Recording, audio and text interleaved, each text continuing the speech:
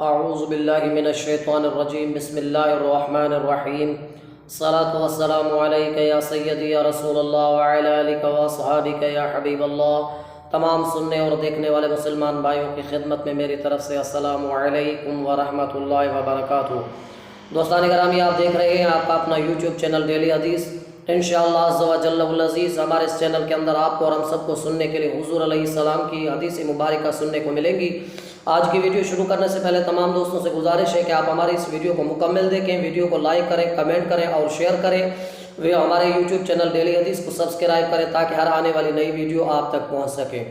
دوستان گرامی، آج کی حدیث مبارکہ یہ ہے، حضور علیہ السلام کی ذات بابرکات نے ارشاد فرمایا، میزان میں جو چیز سب سے زیادہ بھاری ہوگی وہ ہے حسن اخلاق، یعنی جس کے اندر حسن اخلاق ہو اس کا درجہ بروز قیامت روزے داروں اور نماز پڑھنے والوں کے برابر ہوگا۔ ایک اور جگہ حضور علیہ السلام نے حسن اخلاق کے بارے میں کچھ اس طرح ارشاد فرمایا، مسلمانوں میں کامل ایمان اس کا ہے جس کے حسن اخلاق یعنی اخلاق عمدہ ہو۔ تو دوستان گرامی، یہ تھی آج کی حدیث مبارکہ۔ اللہ تبارک و تعالیٰ کی دربار کے اندر دعا ہے، اللہ رب العزت آپ کو اور ہم سب کو حضور علیہ السلام کی حدیث مبارکہ پر عمل کرنے کی توفیق عطا فرمائے۔